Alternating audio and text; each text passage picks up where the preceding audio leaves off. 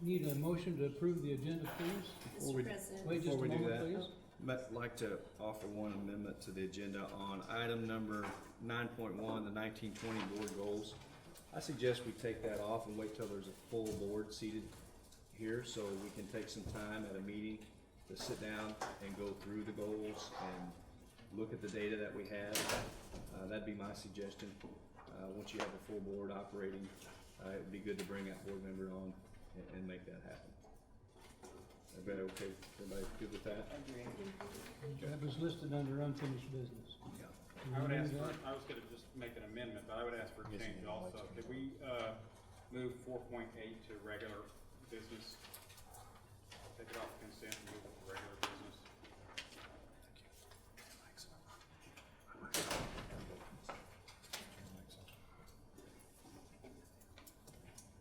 And Is Mr. that okay? President.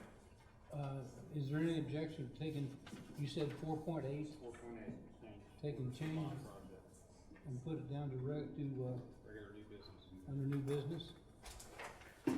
Any objections? Okay, let's do that. Mr. President, Yes.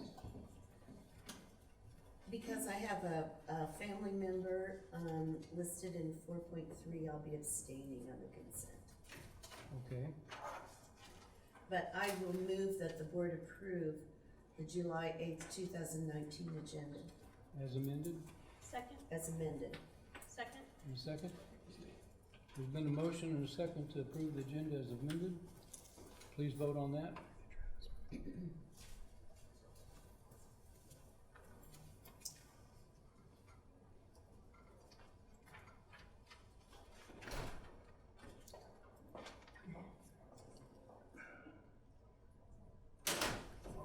Okay. We have a motion to approve the consent agenda, please. Mr. President, I move that the board approve the July 8th, 2019 consent agenda as presented.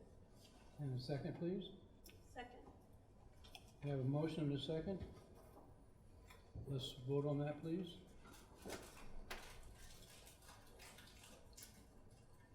Okay, there were some donations listed on the consent agenda. Lost Chili's donated $50 for Family Fun Walk to Norfleet. Riviera's Home Skillet donated $100 cash, 5 $20 gift cards and t-shirts for Family Fun Walk at Norfleet. And Jerry Geyer, CPA, donated $50 for Family Fun Walk at Norfleet. We want to thank and recognize each one of their, these businesses for their donation, and we do appreciate that. Okay, report of board members.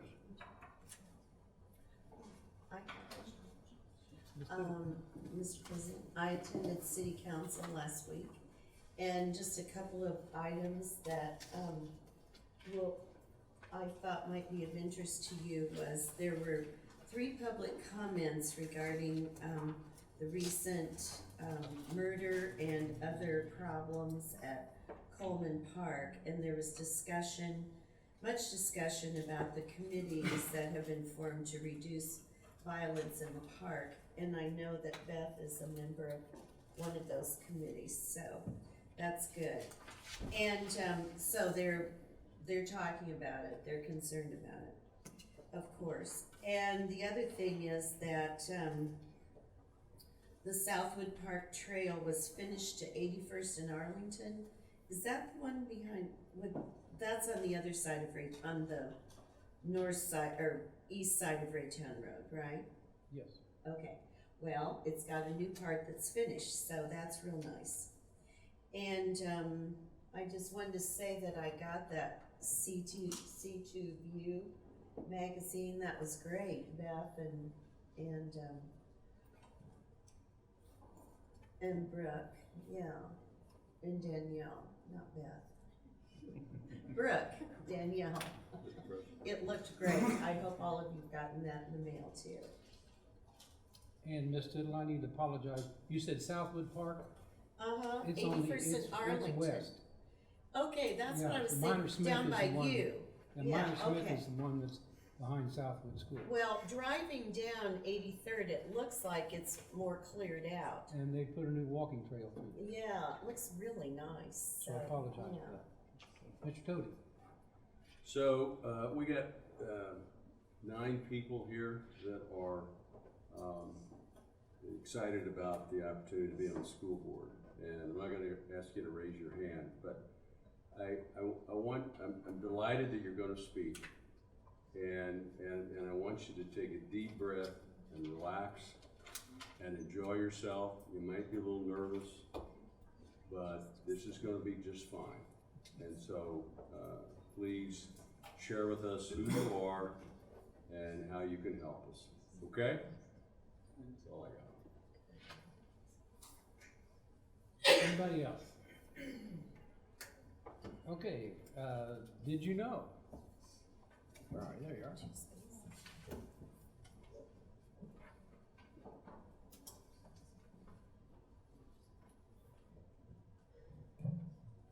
Good evening.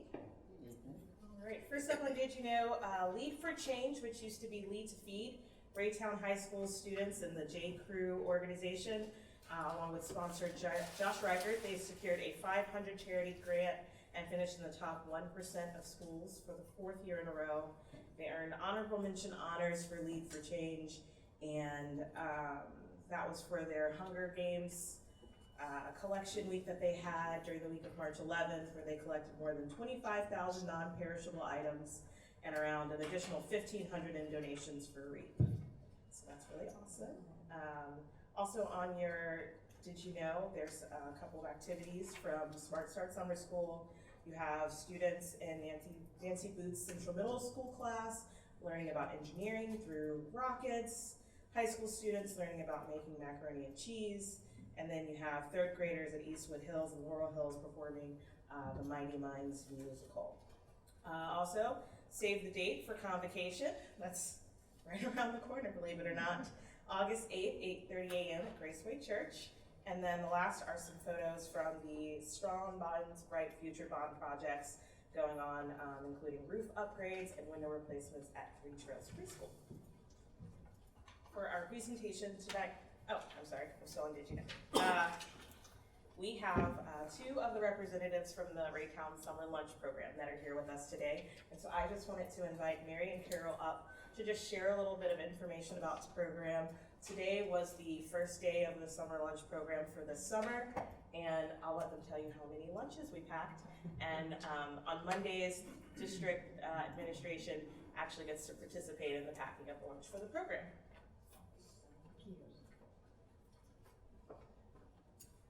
Thank you for letting us be here tonight, and we wore our shirts so you wouldn't miss us tonight, so you know who we were. I'm Carol Freebert, and this is Mary Euler, and we co-chair the Reitan Summer Lunch Ministry. It started 12 years ago when Reitan Christian Church saw a need to feed children in between the end of summer school and when school started again in the fall. And they focused on some apartment complexes were just close to their church. Well, it has now expanded to where we have 13 delivery teams that go out every day and deliver lunches to 23 sites in Reitan, to kids that are in the Reitan school system. We, last year, I want you to hear our numbers real quickly. We did 12,084 lunches last summer in 5 weeks. And that averaged out to be a little over 480 lunches a day that we did. It's all run by volunteers. We volunteer. Everybody that comes volunteers. You'll be glad to know that there were actually 8 of your school administrators who came today and packed lunches with us. They come every Monday. They know how to pack hot dogs better than anybody else because they come every Monday and do this for us. Today we had 72 volunteers throughout the community of Reitan that come together to work and feed children in this community. I think the thing I love most about this is that this lunch program crosses all barriers with volunteers. We have churches, we have groups and clubs like Kiwanis and Rotary. We have retired teachers who have a group that comes and helps. We have individuals who just say they want to come and volunteer. We join together, we stand shoulder to shoulder and work hand to hand. We form friendships. I wouldn't know some National Honor Society students from Reitan and Reitan South if they didn't come and volunteer in that program. And it makes us all work together in partnership to do good for this community, for the children in this community. And we're very proud of what we do. And it serves a need, but it also fills our hearts as well. So Mary wants to share with you something that we got that was such gratitude from some children last year. Besides all the delivery sites, we also distribute lunches at the church. And we distribute probably 50, 55 lunches a day out of Reitan Christian Church. And last year there were 3 boys who came almost every day and got lunches. They're middle school boys. On the last day they came, luckily that day we had some extras, and so we packed up some boxes for them to take their middle schoolers. They needed them. Anyway, they handed me a note and said, "This is for you." And I said, "Okay," and I opened it and I kind of glanced at it, and we were having a celebration luncheon for all the volunteers, and so I did not read this ahead of time, let me just say. And I read it to the volunteers because it's just as much a thank you to them as us. And it says, "Dear Summer Lunch Ministry, thank you for giving us lunches for the summer. We really appreciate it. You guys have no doubt made our lives better. Now with just food, not with just food, but with the way you compliment us. It makes us feel good and kind of special. So that's another reason to say thank you. We are really appreciative of your works. And I know we can't give you money for what you did, but we got something better. We will keep you in our prayers because the Bible says He will bless those who bless you and curse those who curse you. So we will be praying for you guys to get blessings because you guys blessed us." These are the kids that are being educated in Reitan schools. Thank you very much.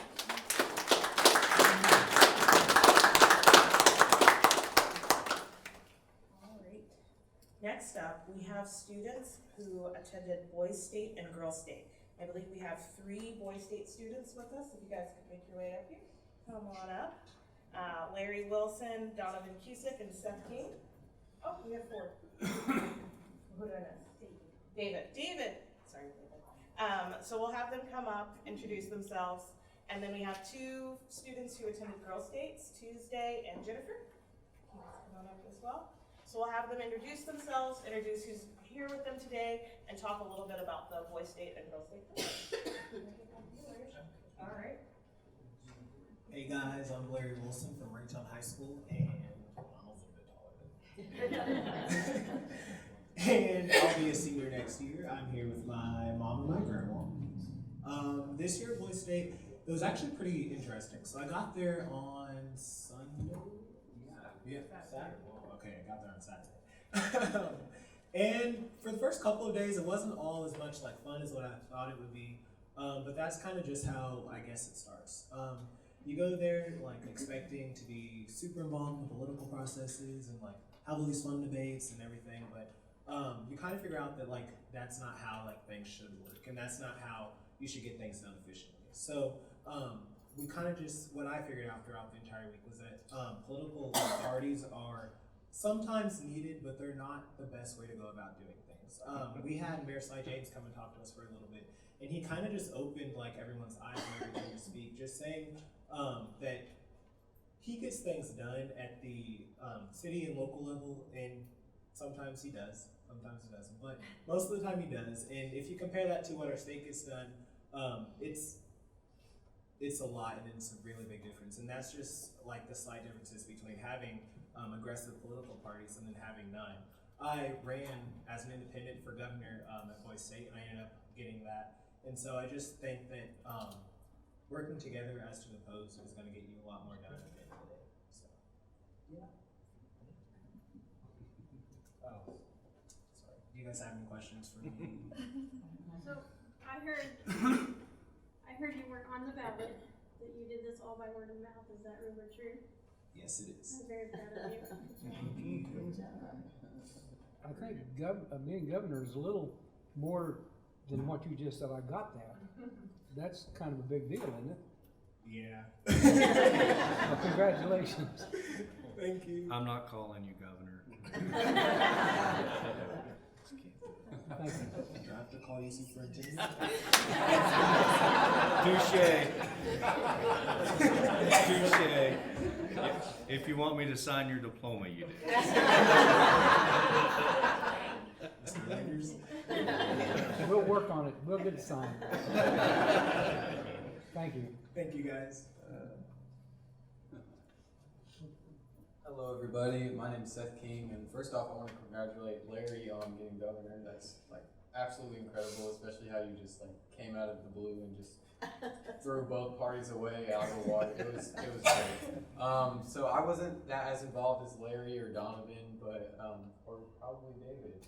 But I just kind of sat in the backgrounds and just kind of watched things occur, and I really noticed the kind of bond that everybody created at the end of the week. And it was just one of those things that you like couldn't explain going in, like on the first Saturday that we got there. It was just like you never would have expected to create this meaningful bond with your entire city, and even a lot of the members of this entire state itself. And so for that reason alone, I really like enjoy talking about Boise State, because it is such a growing experience that I'm sure all of us can agree upon, is that like we've grown as leaders, but not only as leaders, we've grown as people and individuals. And I think that's one of the most important things that Boise State has brought to all of us.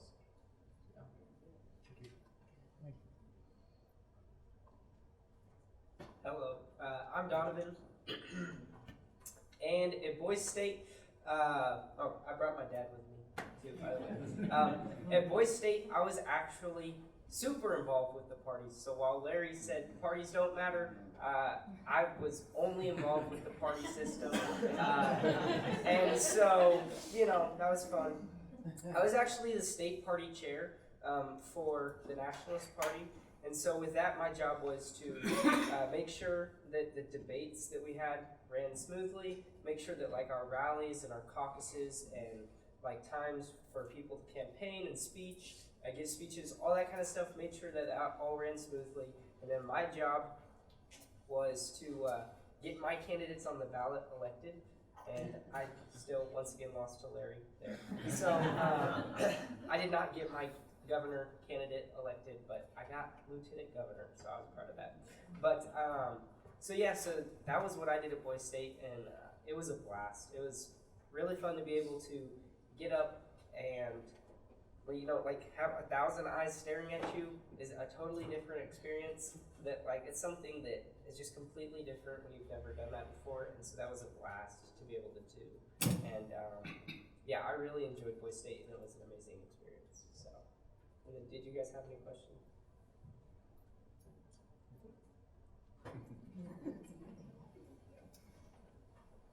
I'm David Sievert. My dad brought me here. I wasn't very involved in the political, governmental side of Boise State either, but as a police officer, you did get to observe a lot of things about how the city and state ran, and I learned quite a lot.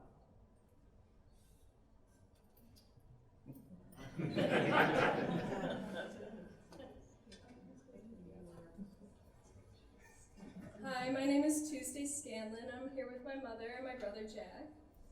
And I was on the House of Representatives. And at Girls State, we have a different opportunity than at Boise State, where we get to go to the Capitol on Wednesday.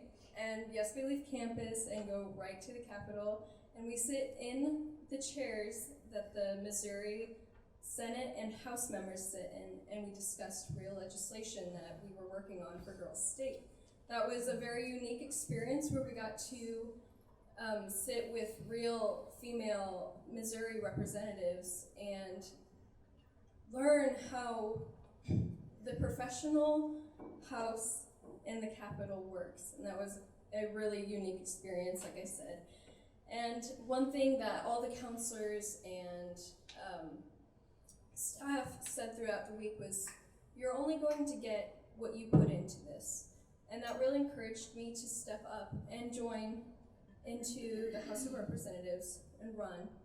And from there, I'm so glad I did, because I met some of my bestest friends in the House, and I sat with them, and it was one of the most frustrating times of my life, but I wouldn't change a thing.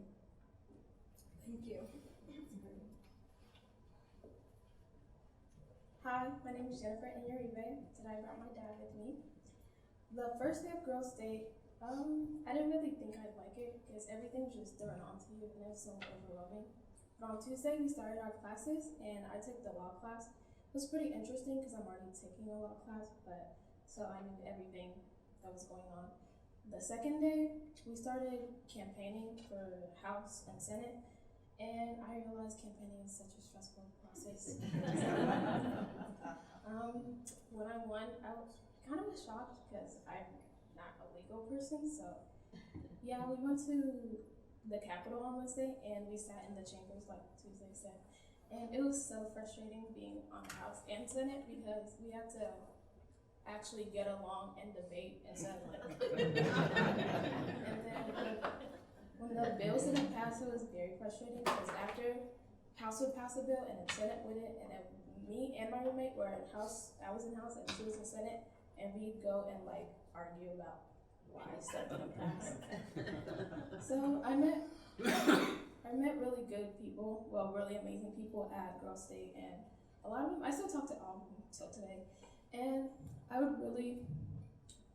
I'd do it over and over again. Because at first I didn't want to go, but now I wish I could stay there forever. So yeah. You guys have any questions? Okay. Just congratulations to all you guys. Yeah, why don't all of you stand up? I was gonna mention, that, one other Boy Stater, Chance Moore, my son was at Boy State too. He's representing the district at another activity tonight, so. I asked him about some important Boy State stuff, and that was about the food, and he did not think the food was that great, so. They're all taking their. In my book, we are 79-1 for all those who know what that means in the Boy State.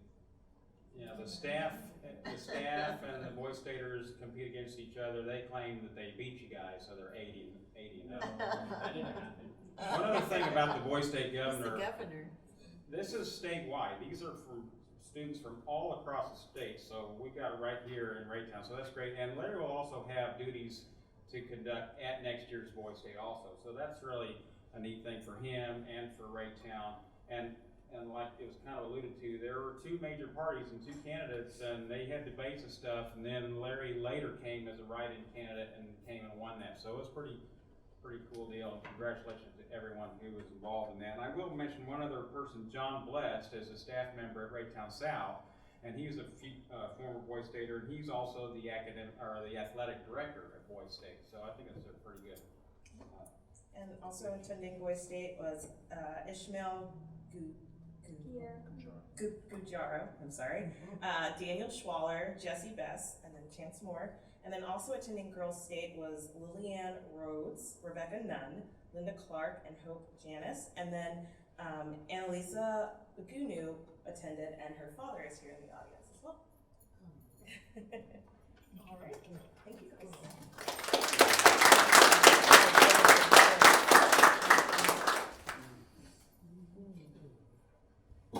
Next on the agenda is board vacancy applicant introductions. I will call each applicant, and we thank you all for going to the Boys and Girls State. Okay, I will call each applicant to the podium in order in which the applicants were submitted. Each applicant will have 2 minutes to introduce themselves. And if you'll go to the podium over there as I call you. The first one is LaShonda Orks, but we have a video because she's not able to attend. Hello, Reitan School Board and everyone in attendance. My name is LaShonda Orks. I'm a wife to Terry Orks, and I'm a mother. My husband and I have been married for 19 years. We have a total of 6 children. We've been Reitan residents for over 16 years. We absolutely love the Reitan School District. Our oldest daughter graduated from Reitan High School back in 2004, and we currently have our 2 youngest in Reitan High School. We believe that this is one of the best districts, if not the best district, in the Kansas City metropolitan area. There's no other place where we would love to raise our children. I've been a member of the Reitan PTA since 2007. I've served in every capacity you can probably think of on the PTA. I've served as treasurer, I've been president. I've also served as president of the Reitan PTA Council from 2015 to 2017. And my primary focus has always been keeping kids safe, encouraging parent participation, and always being an active support system for our teachers. And I'm a dedicated, compassionate, detail-oriented leader who would absolutely love the chance to continue my service by serving on the Reitan Board of Education. Thank you. Chelsea Medlock, please. Good evening, my name is Dr. Chelsea Medlock, and my husband and I and our two sets of twins moved here last May, in 2018 from Oklahoma, where I was getting my doctorate in history, modern European history. And the reason that I really wanted to be involved and try to take a step up to this opportunity was because last year I volunteered to be the PTA treasurer at Northleet Elementary School, and I absolutely loved it, even though we had a little bit of issues last year with our finances and stuff, but we got out of the hole due to our commitment to being a supportive group that was dedicated to our school and our students. And so I just wanted to find a way to take that dedication one step further and hopefully employ my expertise at the college level. I have over 10 years of college teaching experience, and I am also certified in meditation and mindfulness training, and I'm currently working on my yoga certification as well, which would be a wonderful way to help incorporate some of those values to our school district. So thank you so much. Martin Bryant.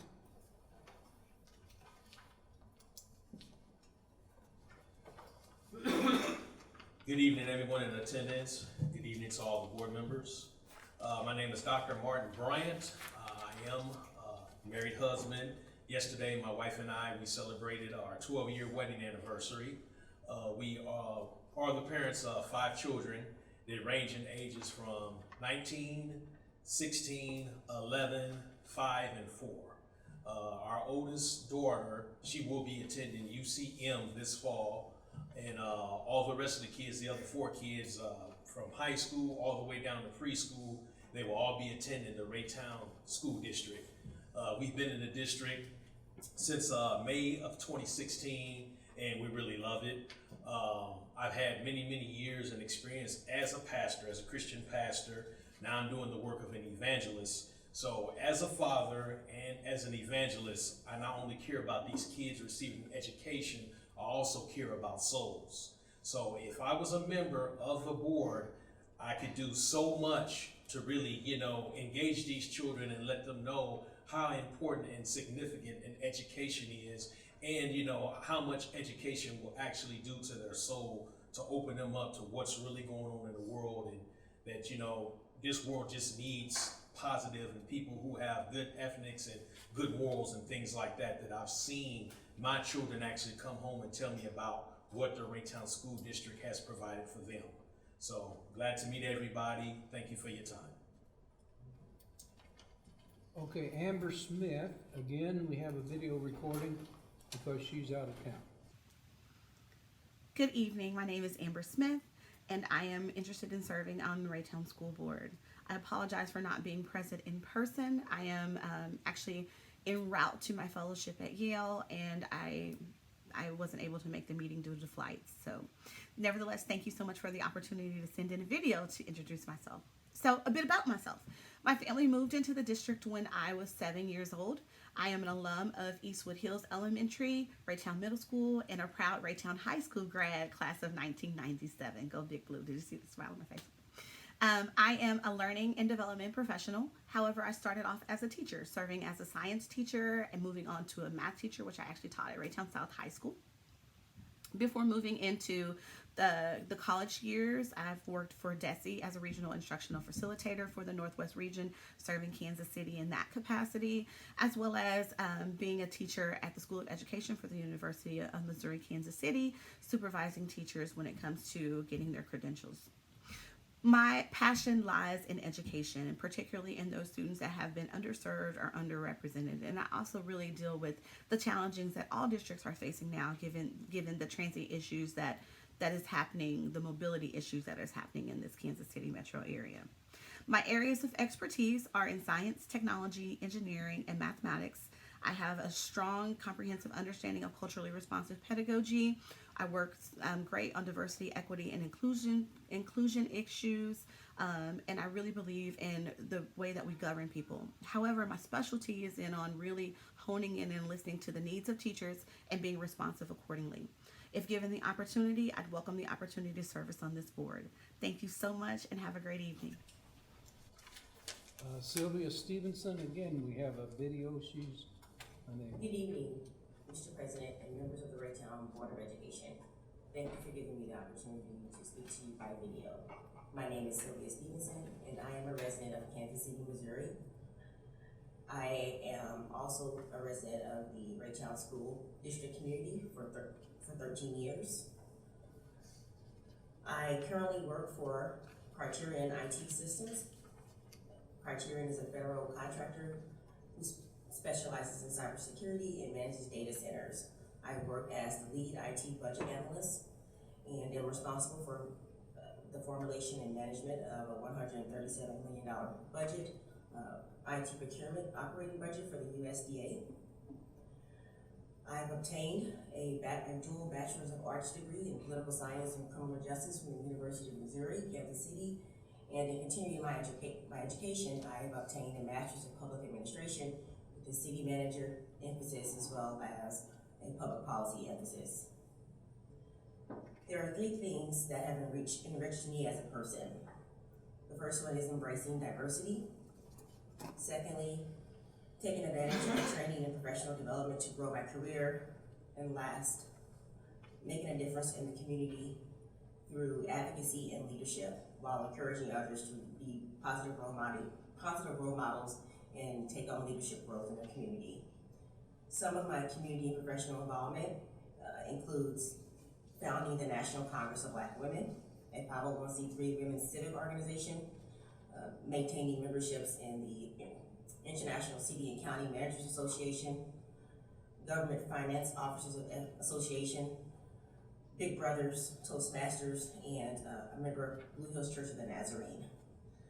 Thank you for giving me the opportunity once again to speak to you by video. I only hope that you receive my experience and values that I've shared as an asset to helping you to create a community of culture for the district. Thank you. Sandra Plater.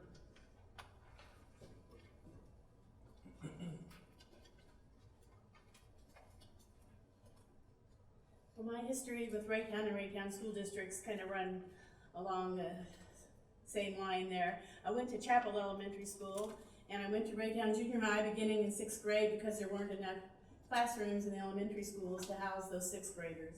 So I went to junior high, 6th, 7th, 8th, and 9th grades. I graduated from Reitan High School, and my children graduated from Reitan High School, and I've hosted 7 exchange students who attend Reitan High School. One's coming again in August, but not from Italy. That's a little information I share with Dr. Markley.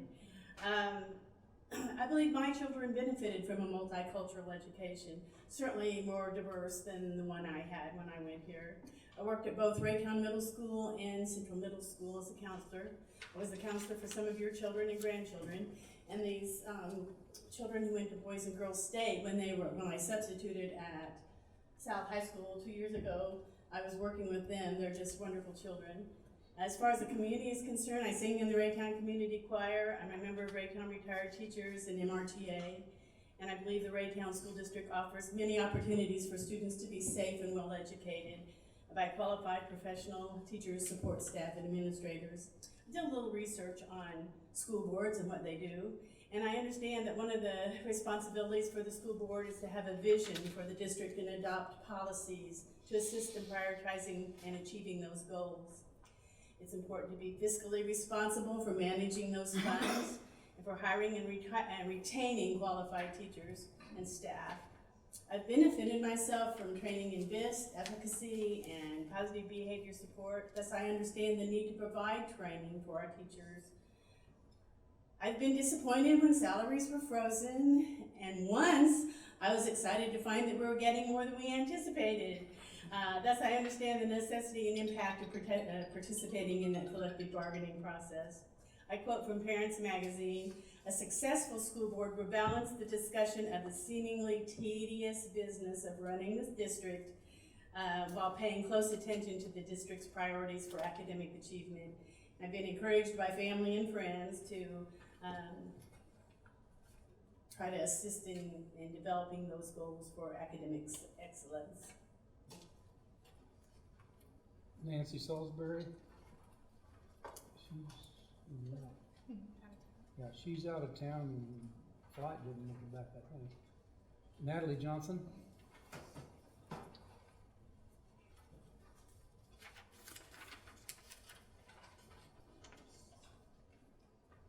A little bit short. It's a pleasure to be here just to share a little bit about myself. I am, most importantly, the proud parent of 3 girls, 2 who still attend Reitan schools and 1 who is a graduate. She graduated 2 years ago and she's about to do her 2nd year at NYU. I can attest that the education here that my kids are receiving and have received is second to none. And I can say that with confidence because I'm a teacher, 20 years. It doesn't feel like it. I have the best job in the world. And I've worked in urban schools, large districts such as the Kansas City School District, in charter schools. My first teaching job was in a farming community in Georgia, quite different. But I've also worked in suburban and urban schools. I'm a teacher right now in the Shawnee Mission School District. I believe that with my expertise being a current teacher who works with high school students, I've also had background at the middle school level, that I can make a difference. We can continue the fine tradition that Reitan Schools has. I can use my background also as a building teacher leader, someone who was elected twice in a row Teacher of the Year. I also have the privilege and honor, I'm humbled to be our District Teacher of the Year in Shawnee Mission Schools. So I think with all of that expertise, with my cross-section, my background in many diverse schools, I can bring that expertise with curriculum and instruction. Also, just being the voice of many parents. So I'm hoping that you'll have me on your board. It would be an honor to serve. Thank you so much. Alonzo Burton. Good evening, everyone. My name is Alonzo Burton. I've lived in Reitan School District for over 16 years now. All 5 of my sons have graduated from Reitan High School. My sons' ages are from 20 to 26. I can remember as a child, I didn't have the privilege of going to Reitan School District as a young person, but for whatever reason, I decided very young that I was going to live in Reitan School District. I went to Barstow School, but you might believe that probably gave me certain advantages. I'm sure it did, but all at the same time, there wasn't a lot of diversity. There wasn't a lot of opportunities to experience different things that the Reitan community and Reitan School District had to offer. My boys, like everyone else said, are at no disadvantage from being from Reitan. My oldest son is a computer engineer. He graduated from Columbia College. My second son, he's taking a little bit longer route, but he has a year to go at UMKC in marketing. My third son decided he just wanted to go to work, and but he now decided that maybe he needs to go to school because working ain't all that fun. But anyway, I'm a civil engineer by profession. I worked for the city of Kansas City, Missouri for 15 years. I left that position to start my own business in 2006, and in 2008 I started volunteering at East High School in the math department, in their math lab, and just trying to give back to the community. And from there, what I do now, I've started a nonprofit organization called Game Changers of America. I tutor several Reitan school district students from middle school age all the way to high school. I work in several school districts. Some of these problems are common, and I believe that my background in science and math is an advantage. And I've worked also in some charter schools and have just got a different variety of experience and background. I would like to serve the board because I'm all about academic excellence and making children believe that they can, that anything's possible, and I know that I can be a part on this board. And as you know, guys, I ran twice, and so I'm still trying to be more than happy to be part of it. Okay, according to policy BBE, according to policy BBE, I ask that each board member email me and copy Rachel, board secretary, individually, your top 3 choices no later than 2 p.m. on July 9, 2019. The candidates selected will be interviewed July the 15th, 2019, beginning at 6 p.m. So email those to myself and Rachel. We thank you guys for coming and introducing yourselves, and you're welcome to stay, or you're welcome to go ahead and leave if you want to. We'll continue with our board meeting. Report of the superintendent. Okay, before we go into 8.1, just to let you know, the board and the folks that are here, we've been kicking around whether or not we should film board meetings. So we wanted to do some trial testing and show it to the board, and the board still needs to make the decision whether they want to do that, but we didn't know how the footage was going to turn out. So this is a test run, and Danielle will have that up and let the board view that at their pleasure, and if it needs tweaks, the board needs to create policy if they want to do that. Okay? All right. 8.1, graduation follow-up discussion. We've had some discussions about our last 2 graduations at the Event Center.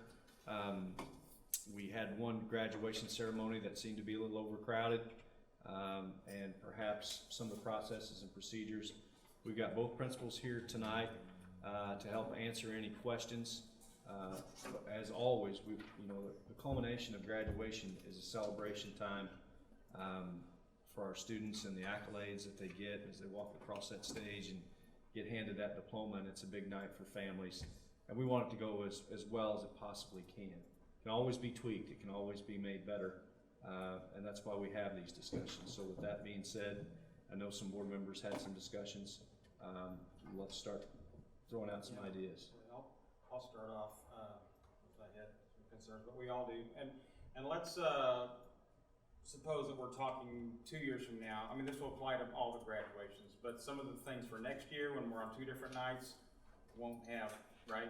We're on 2 different nights next year, right? Yes. That's right. And that's a one year deal. So then we're back to both on the same day. Right. So that both on the same day brings us some special issues. But let's talk first about how we decide how many tickets we're going to give away, and it's really up to you guys. And how did it happen this year that we gave out too many tickets? And please we're just kind of an open discussion. This is not to put anybody bad on the spot or anything like that. We just need to get some of these discussions worked out so we can improve next year. So how do you guys decide how many tickets to give away? Let's start with that. Our practice has been that we give out slightly more than the venue holds. It was a practice that was in place when we were at the church and in accordance and when we moved to the new venue. And I went back and looked. We actually gave out probably 300 or 400 less tickets this year than we did last year. That is built on the premise that quite a few kids do take tickets for folks that are not going to be coming to the ceremony. And we do want to try to be accommodating with as many families as possible to try to get as many of their desired guests there as we can. I'm more than happy to change that practice. It was, just kind of what has been in place and so what we have followed. Now I think the numbers I sent to you after I looked back, I did include the tickets that we give to the graduates, which really aren't really a ticket as much as a keepsake that they receive. And so I know that our class size at Ray High is a little larger than South's. And so there is some impact there. We traditionally have given 12 tickets when we moved to the new venue. At the old venue, when the class sizes were a little smaller, we were giving 9. If we were still in that venue, we'd be giving about 5, I believe. And you said you gave 12 tickets with an additional 6 tickets if they requested. Yes, so for our students, it's all online now, but they fill out a ticket request application and they have to list the name of each person that they're giving the tickets to. So you can't just say, I want 18 tickets or I want 20 tickets. You have to say, ticket 1 is going to mom, ticket 2 is going to grandma, ticket 3 is going to, Chad Bruton, ticket 4 is going to, whomever. Not those limits. So you have some kids, we go back and look, some kids do not request 12. They request 5 or 6 because they are not bringing a large party. You have other students who request all the slots that are listed on the electronic form. Yeah, that's a good idea. I like that. I like the way that South also prints a space for the name on the ticket. There's no way we can police that, but I think it's good on there. At least gives the idea that this ticket is for this person and non-transferable. So, all right, Dr. Orville, how do you determine how many tickets to give out? The venue holds 3,500. We hold about 100 tickets out for school board and VIPs, retired teachers. I have ticket requests. The record ticket request was 68 tickets in 2016. I get about half dozen to a dozen ticket requests of 30. Some people ask for 30 or 40. What I do, I'll tell my students early on, mid-semester, about what they're gonna get, which is anywhere from 11, 12, but it really depends on how many students graduate. And what I've done the last few years is I just take the amount of graduates I have and I divide them out. And that's how many tickets there are. And that's hard to predict at the end because you've got some students that, depending on the high set test or Missouri options at the Success Academy, they'll pull it out in the last couple of weeks. And that's a really nice problem to have. If you have 10 students that will make it at the very end, that's 120 tickets. Well, this is just me saying this, not for the board, just my opinion. I don't think we should give out more tickets than the venue calls. I'd rather have less seats and have a better job of people coming in late, find a seat and being able to do better crowd control than taking a chance on having everybody show up that we gave tickets to. Does anybody else have any comments on that? Well, having been involved in it years and years ago, I understand the dilemma, because you'll have a lot of students will ask for the maximum and they'll show up with 6 people. So there you've got an empty auditorium, but if you give them the 12, then you got an overcrowded. But it was my understanding that one of the issues was the seniors on the floor it wasn't so much that there wasn't chairs, it was miscounting by making people go in the rows, and there was empty places. So it's my understanding there was enough room, there was enough chairs on the floor for the seniors to sit in. They just weren't directed right. Well, that's a different issue. That's a different issue there, but, we did similar to what, they're doing now at Reitan. We gave a few more than we thought would show up, really. I hope they didn't, probably. And it's to speak it, it's a double-edged sword. We can limit, and that will result in a lot of rancor on social media and phone calls and things like that, that sometimes is a headache that has to be managed. Or we're trying, so what we try to do is kind of strike a balance with that to try to, be accommodating to our families. We do want every graduate who has, and everyone's family makeup is a little different. We want to get everyone's family there as we can. We also we want everyone to have a seat. I But think if you're offering the same number of tickets to every student, and just not overfilling the arena, you're making it fair and open to everyone, the same way. But if we overfill the arena like we did this time, then you're limiting a lot of people on being able to hear and pay attention to the ceremony. And then we did get a lot of pushback on social media because of the overcrowding situation. And along with that, separate from that, but related, is last year we had the discussion that we wanted our extra duty security people to be in the seating areas, not on the floor. That didn't happen. Do we know why we decided not to do that, or what? I provide the security, but I don't run the event, so I can't answer that. I don't think there's anybody that said don't be where, I don't know of anybody that said, don't be in with the crowd.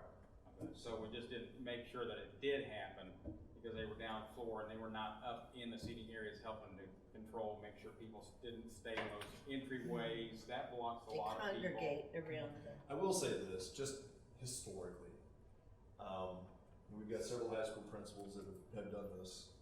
That's always been a problem. And it's at football games, it's like whenever you have more than 3 security guards, this magnetic thing, they just drift together. So I would like to solve that as well. And maybe we need to be more forthright with it in the future, but it is always a problem. Well, yeah, but we're paying them, so let's tell them to stand where we want them to No arguments from us. Completely agree. I don't think we had that problem as much when we were at the church, because you had teachers and administrators, Well, actually, if you controlling. remember, the security guards did And not security. do that work.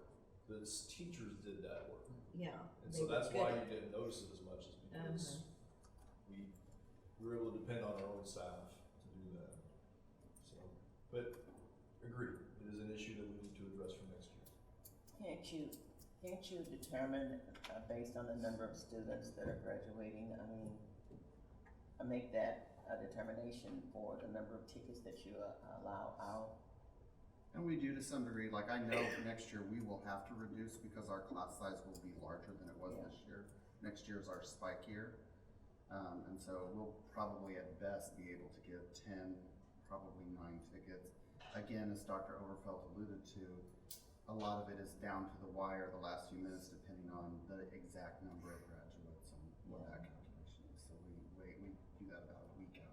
I can't see how you could lock in a set number, because your class sizes could be greater one year and less the next year.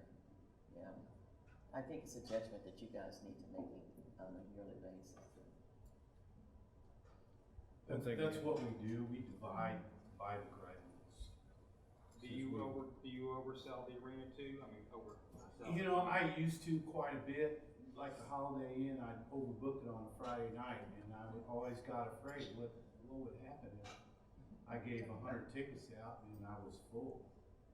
So now I just I divide it realize out. it's not gonna happen every year, but this year a perfect storm created and we had that, so many in the arena, that it also caused a parking problem. So it filters down, so I just, again, my opinion, I don't, everybody else can speak on here, I think we should not oversell the arena. I'd rather have empty seats and have a, more manageable crowd. And I like the idea, like I think Dr. Overfeld said, holding some back.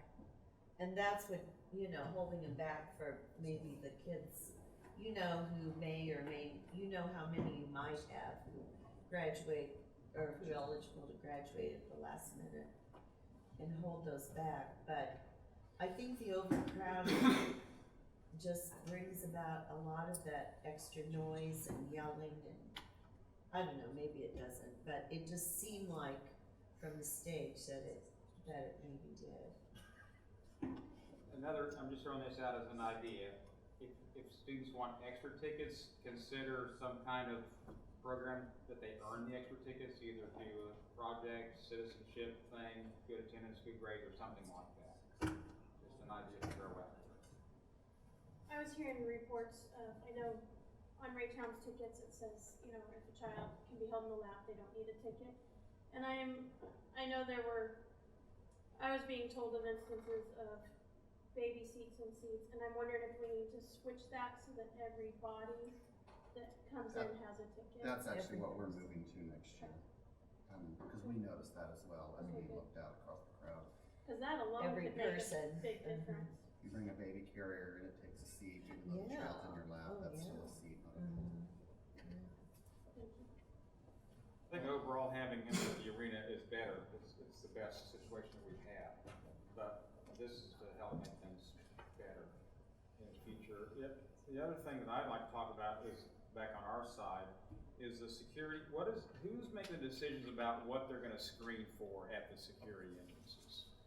Actually, that was the venue's call, and really the venue was the one who wanted to have the screening in the first place. Now, we can certainly have that discussion with the venue as to whether we have a screening at all. Well, I like that. I like having it. Or even whether we have a screening for certain items. Like I had said in the email, they're really looking for dangerous items on the screening. They weren't looking for obnoxious items in the screening.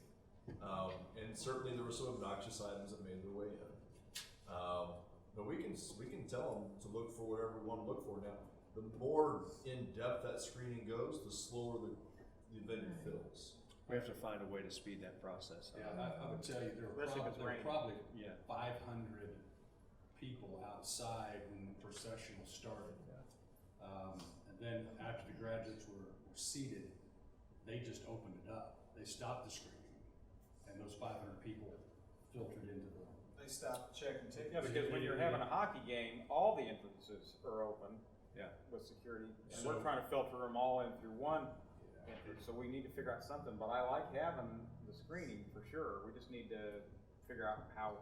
So this year we also paid for additional security officers. Remember, we had the parking issue the year before, and so we paid for additional Independence police officers. We certainly could pay for additional folks. They just, had a kind of a boilerplate set that they do for graduations. And we pay for the number of screeners that they have at the entrance. We can always pay for more and open up other entrances, but for hockey games, the other entrance that's open is the entrance that we're using for graduates. And so that really wouldn't work because. No, I'm not saying open more. But yeah, but we certainly could have more folks there. It's just a matter of paying for them and setting that up. And that probably is a fairly simple thing to do. So we don't need to decide that now, but let's keep it in mind and discuss it. And I'll say this, I know you're getting there, but obviously this discussion will continue with our principals and our assistant superintendents after this meeting, because there's a lot more to get into to try to meet some of the goals that all of us have to present the best production we can present that evening. And that happens every year. We have that debriefing kind of after every graduation. How can we do it better? What can we do differently? And we see tweaking every year. And this is really good feedback to have that discussion in depth as we move forward. I like the venue though. Do you all like it there better than the church? I mean, the church was beautiful with the kids up there in the choir loft. I thought it looked gorgeous. I just thought it was so pretty. But I like this venue because the noise is more absorbed and I just like it. I think it's a good place to have it. I will say, I don't think having on the ticket, opening the doors at 7:30 was enough time given the extra security that we did this year. I'd like to see a little more time allotted. And then I think if we're gonna close the doors for the processional, it would probably alleviate a lot of anxiety and fear among those that are stuck outside to know that they will be let in once that's done. Because I had my own sister texting me while I was on stage, I can't get in. Oh. So I think if that was communicated up front, that this will happen at this time, that it would help some of that anxiety among goers.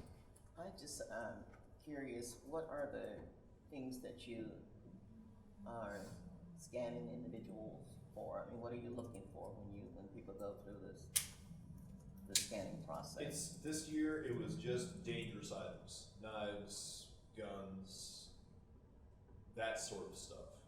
In other words, it's things that could produce some form of violence. Yeah, Like the focus of the screening was to create a safe environment, not an obnoxious-free environment. Yeah, because I think if you're screening for every little thing, you're gonna tie up the people. And Right. I know that people, when they come, they wanna get in, they wanna see the whole process, they don't wanna be held outside. And it does, I will say that it does create a level of, you're removing the objectivity, moving towards subjectivity, if you're talking about obnoxious items, because while some things would be obvious at the outset, like the air horn kind of thing, some things might not be as obvious. Are you gonna let the person in with the cowbell, or with the horn that you use at the soccer games, or of any number of things, and so it does create at times also then that conflict.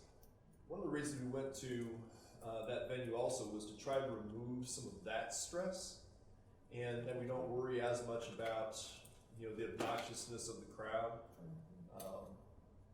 Although we were maybe talking there's more about their own noise, not artificial noise making. Exactly. Or And I'm saying stands a that- silly string or stuff like that. And it's certainly open for discussion as to, is there maybe a middle ground we can strike?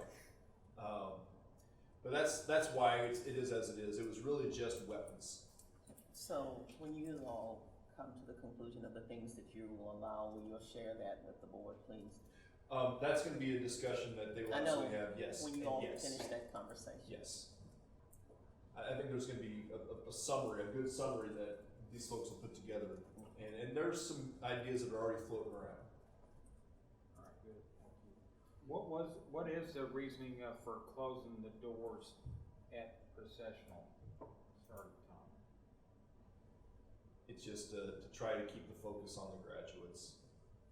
So Which doors were closed? What's that? Which doors were The actually entry. closed? The entry. Right. It's just, then there was a bunch of, so parents are going there to be able to see their kid and the ceremony, and there are distractions to the ceremony, and that's one of them. It's nothing that's set in stone, it's something we don't absolutely have to do, but we do try to keep the ceremony as formal as possible, so we aren't removing that spotlight from where it should be, which is the graduates. Yeah, but they don't, well, I understand, but I don't think it makes any difference because it's happening outside the arena bowl, so no one Sure. knows what's going on out there. So we don't need to cause extra alarm to people by closing the doors. I do think though, when you close the doors, it allows, as parents in the audience, you get the chance to see your child walk in. If people are still filing in, sitting down, I mean, They I'm could gonna be get in the really way. mad I'm not gonna get to see my kid. Then I'm okay with that, but we need to do it 10 minutes before the Yeah. procession To Rick's starts. point, what we could do Right. instead is have people at the entrances to the bowl and stopping people there. So we're continuing to let people in the outside door, and they wait in that, you know, the vestibule outside, the walkway outside the bowl. I mean, there's certainly ways we can tweak it, you know, and still meet some of those, you know, some of those objectives. And all the things like that we do, we need to let people know. If we're closing the doors when the procession starts, we need to let people know that's gonna happen. Be in your seats or you're gonna miss the procession. One of the things we'll be looking at is what is on the ticket. And I know this is in their heads already, they're thinking the same things. All right, good. Thank you guys very much. Thank you. Appreciate that. I just want to say too, thank you guys for, you do a great job year after year. And it is an honor to be there and be with those kids and celebrate with them. And I know you guys and your staff put a lot of work into that. And we are grateful for that. Yeah, I agree with that, and there's a spirit of excellence about you guys when you make your presentation. Very good. Okay.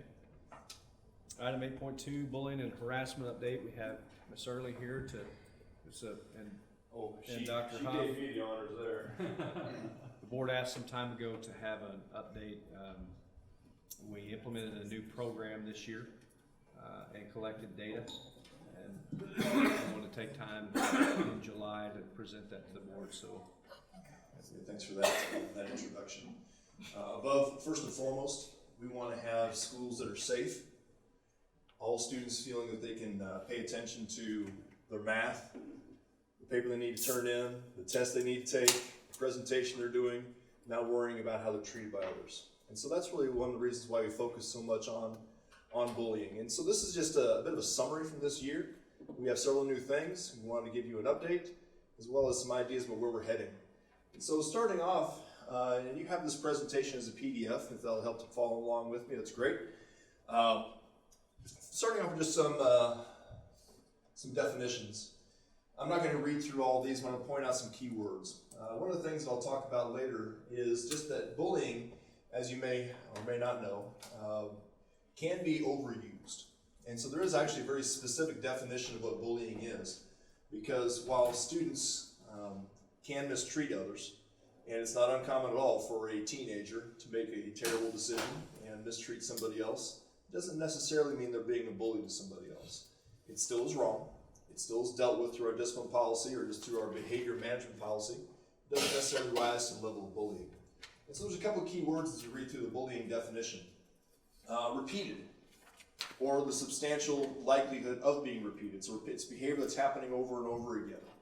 And it causes reasonable student to fear for his or her safety. And also the word substantially is used there a few times. Substantially interferes with the educational performance, or substantially disrupts the orderly operation of the school.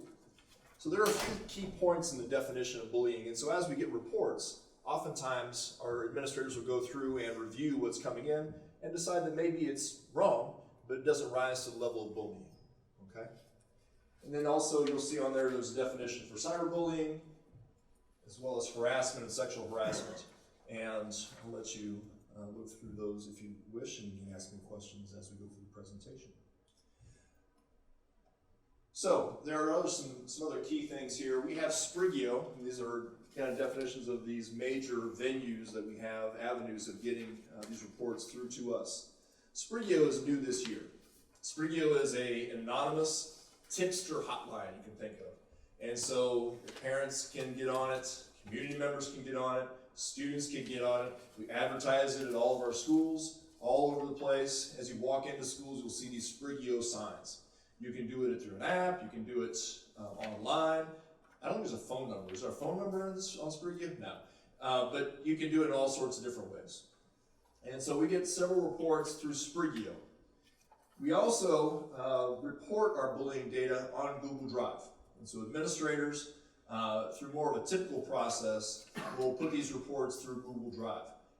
Right now, if a report comes on Sprigio, they continue that report through the Sprigio system.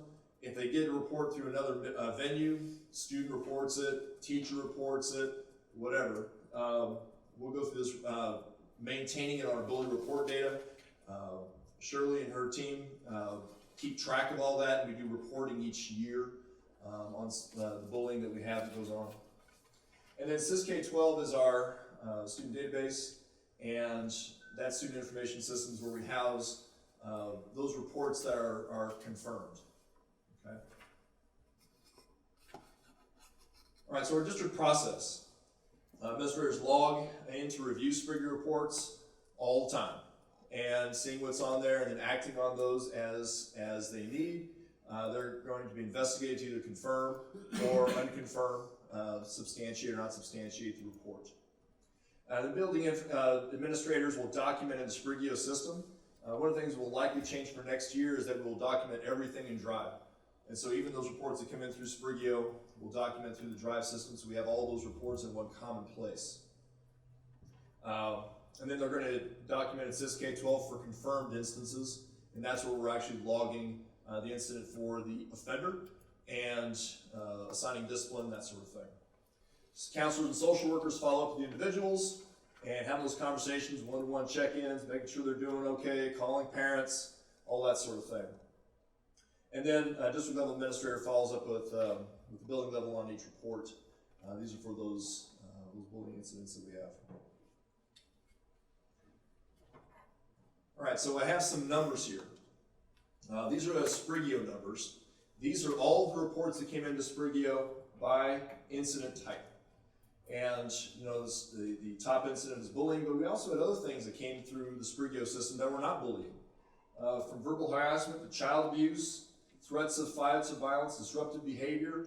The system was a bit wide open, and that's good. We want there to be a wide open communication line from everybody in the school system that trusts that we are going to follow up and that they're safe in reporting this. And so it might be a student that just happened to see something else happen, and they go ahead and fill that report out because they don't want to be seen in the office or called out of class, and then maybe a student recognizes them as being part of this, you know, the word that maybe the bully is going to recognize them and then retaliate against them. So it's really a good system for doing that. And it was used 87 times this year. So a good number. Slow me down if I'm going too fast. If you have questions along the way, that's just great. All right, and then by location, you'll see that most of these incidents happened in class, but it could be all the way from your bus to the home to the bathroom to on social media. We have these reports. We have reports of these things happening all over the place, and that's great. Again, we want there to be that open flow of communication.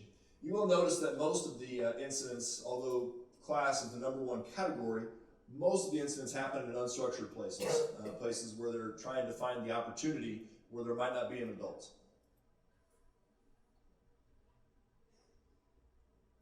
All right. So Google Drive, building investigations. These are actually separate incidents. There is, as I pointed out here, 87 incidents from Sprigga. The Google Drive incidents are 50. There are another, close to 100 incidents here. And these are separate from the Sprigga incidents. So these are unique incidents, not overlapping the Sprigga incidents. And you'll notice that most of our incidents were in high school. Obviously, then a lot of them are in middle school as well. Programs are going to be Great Expectations. We had a few incidents there. These are incidents that came through more of the regular system, and we established a Google Drive document to document everything that's going on from, this is where we're going to include student statements, and the administrator fills out a part of a form there that talks about what they found, and if they substantiated or didn't substantiate it. And then the student information system, these are the substantiated incidents, the ones who are we document in the student information system, and the documentation is always under the offender, and so these are the number of incidents that actually, they may or may not have had discipline. The discipline could, well, I would say they probably all had discipline, but the discipline may have ranged all the way from a conference tour all the way to out of school suspension, depending on the level of incidents, the number of times the offender has engaged in this type of behavior, the egregiousness of it. You'll notice that we have about 60 or so incidents that actually were confirmed. So started out with about 180 incidents, down to about 60 that were confirmed.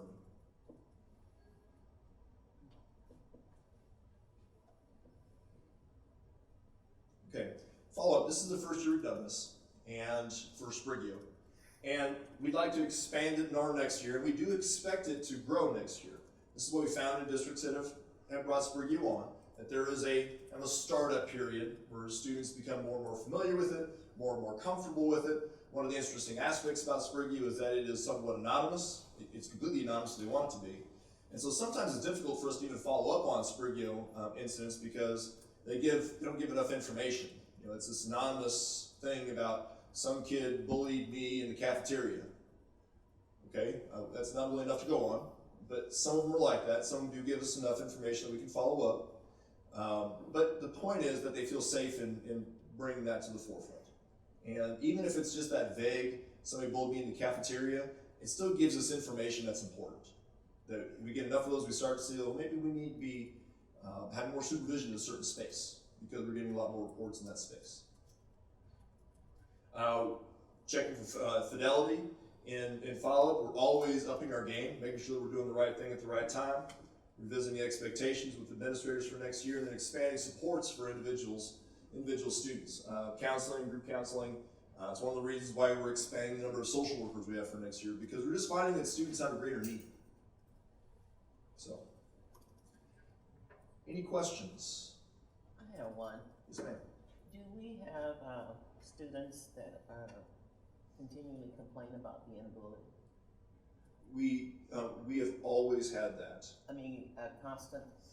Yes, and I would say that sometimes it is verified, and sometimes there is a real issue. Sometimes we have students that are very sensitive to any sort of thing happening to them, and we have had instances that I could go into greater detail with you.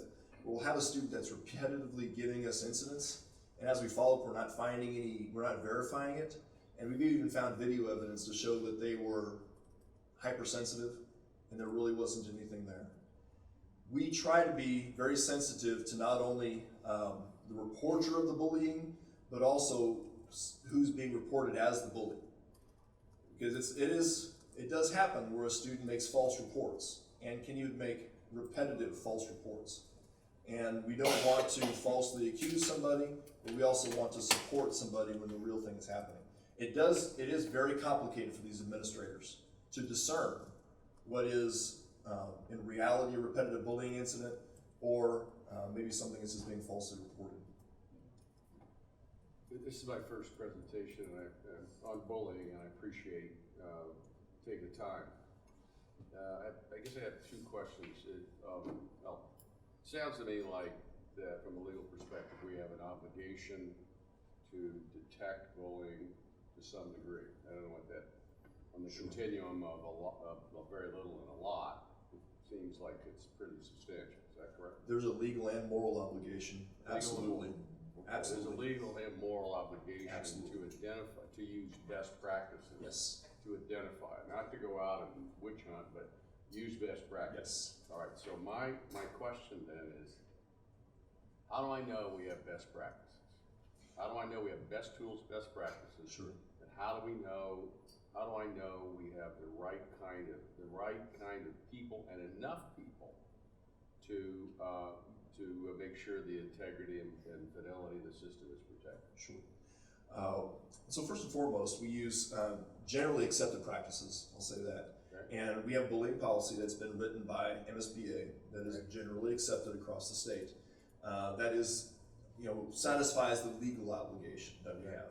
And so a lot of what we have, for instance, in Drive, is certainly there because we want to make sure that we are following a process that is a good process. But it is also, our need for fidelity check is certainly also buoyed by the need to be able to substantiate a legal challenge. And so yes, the documentation that we have there should be able to withhold against somebody suing the district, because certainly it's happened in the past in other districts and could potentially happen here, where a student is bullied to the extent that they end up harming themselves. And districts have been sued because they were accused of not being diligent enough about following through with bullying policies. And so part of the hypersensitivity within districts is because of that students have harmed themselves. And so we are hypervigilant about it. And so when you go to any conference, and tell these guys will go to the Missouri Association of Secondary School Principals Conference, I guarantee you that there are bullying presentations there, and they're talking about national norms of how you fall through. You're not answering I'm not hearing the answer that I want to hear. How do I know we have the best tools that are available on the market, that they're current and refreshed continually?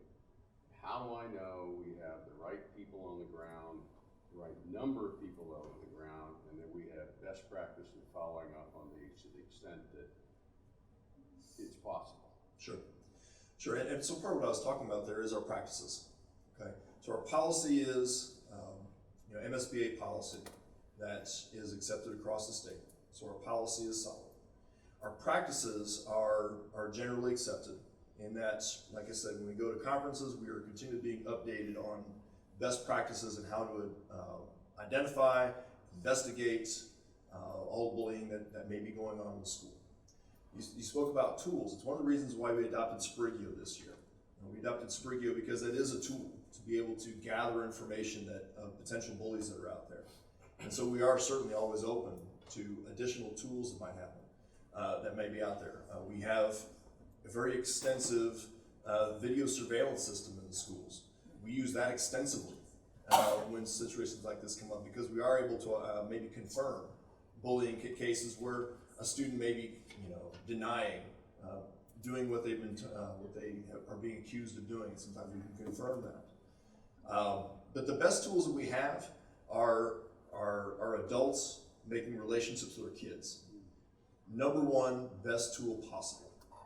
And at all of our schools, we rely on developing those great relationships so students feel comfortable in having those conversations with our teachers, really any of our staff members.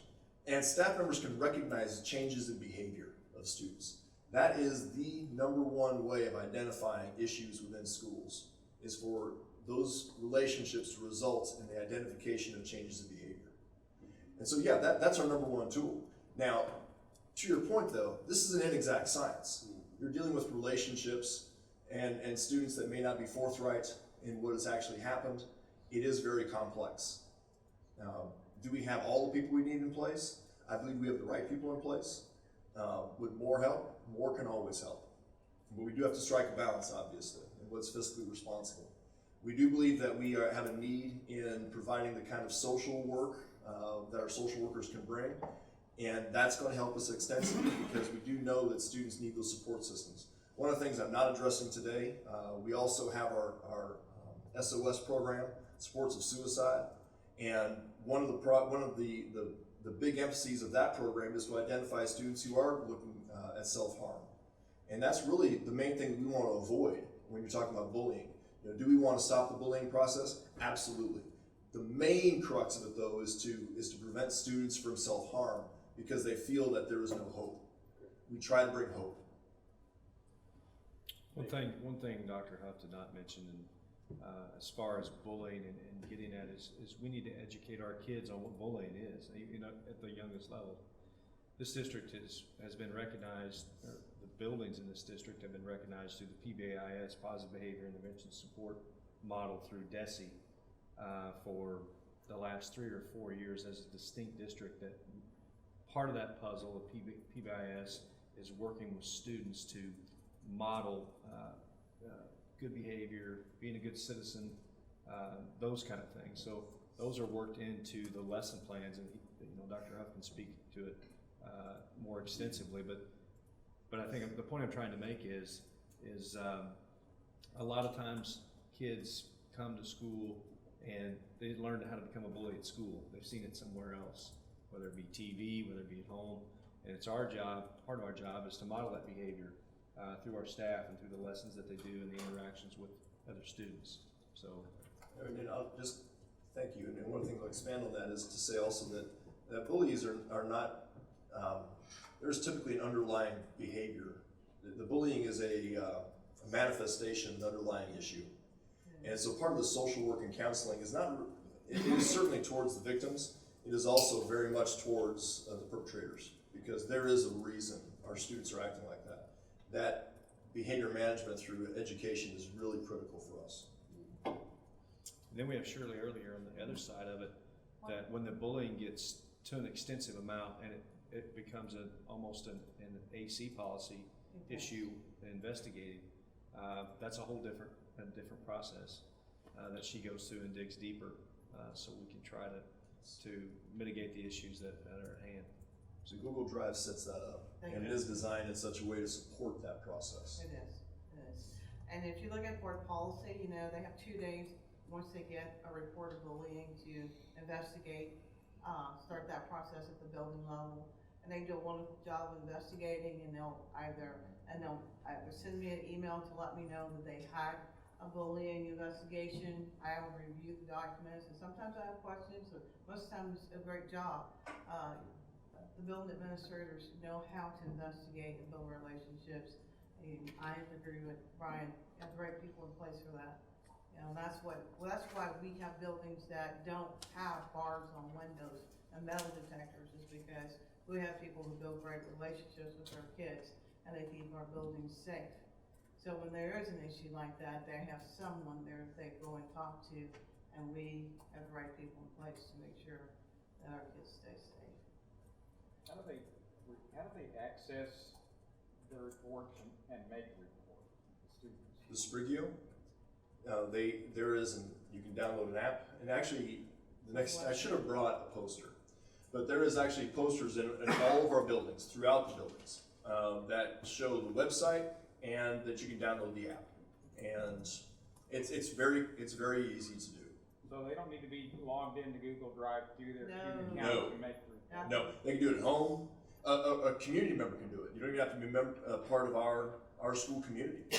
And some of that happens. You know, a person's sitting on their front porch and they recognize a couple of middle schools walking home and they're kicking one kid around. They can make that report. And we get here and there reports like that. We do. And they're anonymous, and so they don't feel, the kids feel protected, and so do the parents in the community, because they know that information really is going to be strictly held anonymous by the way the system is set up. So we then are charged with the full investigation at the building levels, and we keep our students safe that way. Brian, are we communicating that with parents, like parent-teacher conferences? As a parent, I didn't know I could I thought this was for the students. It's for everyone. So can we make sure we're doing? Danielle's back there and she's got this on video. Messages have been going home since Sprigio launched bi-weekly. We've sent home letters to parents. I believe it launched, it would have been in time for spring parent-teacher conferences, but maybe not the fall ones. Just kind of first year still trying to get the message out, but we share it on social media, and so focusing on it being everyone and a tool for everyone is definitely something we can do. No, it's on our website too. It's on our website, yeah. Any place that we could think. So there's a clickable link right there on the website. Yeah. And so, but hearing you say that, we may need to step our game up a little bit. So. I think even just some specific, like, I mean, if we do something on the web or on the Facebook page or something that says, hey parents, did you know if you're, you can report this issue too. Agreed. Sometimes we need to change up the way we do it to make people pay attention, because when I get a Sprigio email every 3 weeks, I just delete it because I know it, and I read it once, but I don't remember it, but I know if I'm getting the same email once every 3 weeks, I delete that. And it's also not pertinent to you at the time. And so our hope is that then if something happens, one of your kids comes home and says, hey, this is happening, then you'll remember, oh yeah. And so so we need to. If I got an email that said free donut at the top, I would start out by reading that. Because that's immediately important to you. Yeah. Yes. So we need to change things up sometimes. Amy, do you have a question? No. Okay. No, So- I didn't, Brian, but thank you. Okay. All right. Thank you. All right, item 8.3, enrollment center update. Enrollment online open today, correct? No, we trained today. Trained today? It opens tomorrow. So we trained around 55 staff today. And so it will open tomorrow, and we will be full force, ready to go. our goal again, and it's my goal every year. Probably not gonna reach this goal, but I would love to see 100% of our patrons actually do the online enrollment process. We have about 70 to 80%, so it's that last 20 to 30% that we're pushing through the sleeve to get them enrolled in the seat on time. That gets better every year. So that I will say to you. If you have not been able to visit me lately, my new area is called the Enrollment Center. You need to come over and see what we've done with the place. It looks awesome.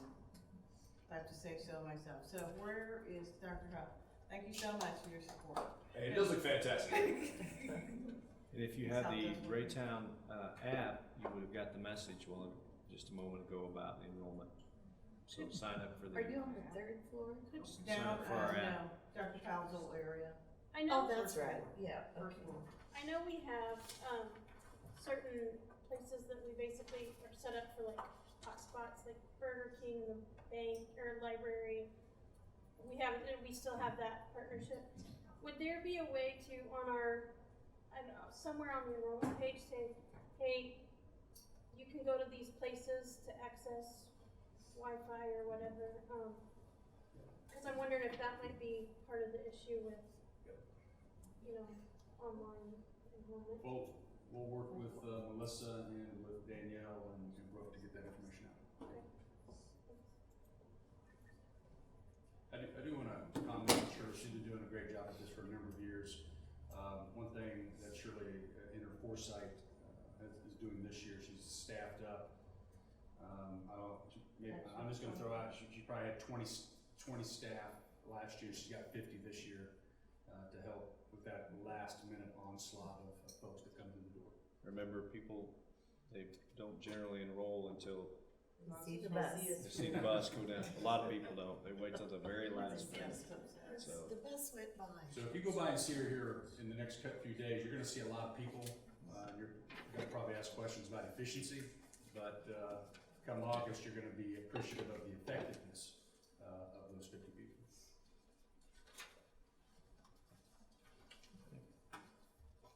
Dr. DeVilbiss, would you give us a certified staffing update? As of today, we still need to hire about 6 teachers. I've been talking with principals. They're off this week, but I've been calling and making sure I can get people lined up for interviews next week. 3 of those are sped teachers, and 2 out of the 3 we are pretty sure we know who we're going to hire. So it's coming along. Haven't had any resignations for the last couple of weeks, so I think we're pretty good. About 6 certified teachers, but we've got good applicants right now. So when you see that in the social media that we have openings in Facebook and Twitter, that's like the best way to get candidates. Yep. So don't panic. It's not that we're just needing 25 teachers. It's because even if we get one opening, we do a social media blast, and for whatever reason, that's probably the best way we get candidates. So, and that's true of classified employees as well. So that's kind of where people are going. We found out that Craigslist, Moreep, okay, but Twitter and Facebook seems to be the best place to post our openings. So if you see that on your Facebook page, share it. Yes. We got 4 sped candidates after the last class, and I would like to thank Brooke and Danielle for that for me, so I appreciate it. 8.5, setting the levy discussion.